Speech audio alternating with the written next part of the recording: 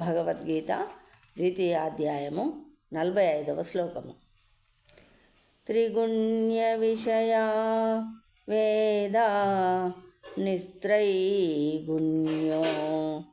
భవార్జున నిర్ద్వంద్వో నిత్యసత్వస్తో నిర్యోగక్షేమ ఆత్మవాన్. త్రైగుణ్య ప్రకృతి త్రిగుణములకు సంబంధించిన విషయా విషయమునే, వేదా వేదములు, నిస్త్రైగుణ్య ప్రకృతి త్రిగుణములకు అతీతుడవు, భవ అగుము. అర్జున ఓ అర్జున, నిర్ద్వంద్వ ద్వంద్వములు లేకుండా, నిత్య సత్వస్థ శుద్ధ ఆధ్యాత్మిక స్థితి అందుండు వాడు, నిర్యోగక్షేమ యోగక్షేమముల ఆలోచన నుండి విడివడి, ఆత్మవాన్ ఆత్మయందు స్థిరుడవు. వేదములు ప్రధానముగా త్రిగుణములకు సంబంధించిన విషయములను గూర్చి చర్చించును. ఓ అర్జున, నీవు ఈ త్రిగుణములకు అతీతుడవు కమ్ము. సుఖదుఖాది ద్వంద్వముల నుండి మరియు యోగక్షేమములనడి చింతల నుండి విడివడిన వాడవై ఆత్మనిష్ఠుడవు కమ్ము. భాష్యము. భౌతిక కార్యములన్నీయును త్రిగుణములతో కూడిన కర్మలతోనూ మరియు ఫలములతోనూ కూడియుండును. భౌతిక జగత్తున సంబంధములను కలిగించు కామ్య ఫలములను పొందుటకే అవి ఉద్దేశింపబడినవి. వేదముల సామాన్య మానవులను ఇంద్రియ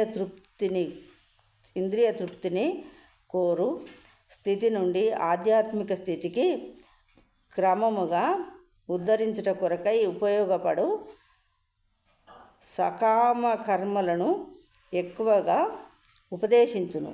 శ్రీకృష్ణ భగవానునికి మిత్రునిగా మరియు శిష్యునిగా అర్జునుడు వేదాంత తత్వం యొక్క ఆధ్యాత్మిక స్థితికి ఎదగవలసినదిగా ఇక్కడ ఆదేశింపబడిన బ్రహ్మ జిజ్ఞాస లేదా పరబ్రహ్మమును గూర్చిన ప్రశ్నలే ఆ వేదాంత తత్వము యొక్క ఆరంభములోని అంశము.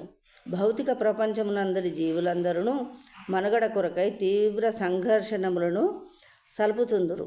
భగవానుడు అట్టి వారి కొరకై భౌతిక ప్రపంచమును సృష్టించిన పిమ్మట ఆ భౌతిక బంధముల నుండి విడివడి జీవించుట ఎట్లో కూడా ఉపదేశించు వైదిక జ్ఞానము ప్రసాదించెను. ఇంద్రియ తృప్తిని కలిగించు కర్మలు అనగా కర్మకాండతో కూడిన భాగము ముగిసినంతనే ఉపనిషత్తుల రూపమున ఆధ్యాత్మికానుభూతి సాధించుటకు అవకాశము కల్పింపబడినది. భగవద్గీత పంచమ వేదమైన భారతము యొక్క భాగమైనట్లు ఉపనిషత్తులు కూడా వివిధ వేదములందలి భాగములు. ఈ ఉపనిషత్తులు ఆధ్యాత్మిక జీవితారంభమును సూచించును. భౌతిక దేహము నిలిచి ఉన్నంత కాలము కర్మలు మరియు త్రిగుణములకు సంబంధించిన ఫలితములు కూడా నిలిచి ఉండును. కనుక మానవుడు సుఖదుఖములు, శీతోష్ణములు వంటి ద్వంద్వములను సహించుటను అభ్యసింపవలెను. అట్టి ద్వంద్వ సహనముచే లాభనష్టముల వలన కలత పొందకుండా నుండవలెను. శ్రీకృష్ణ సత్సంకల్పముపై మానవుడు పూర్తిగా ఆధారపడినప్పుడు అట్టి ఆధ్యాత్మిక స్థితి సంపూర్ణ కృష్ణ చైతన్యమునందు సిద్ధింపగలదు. జై శ్రీకృష్ణ.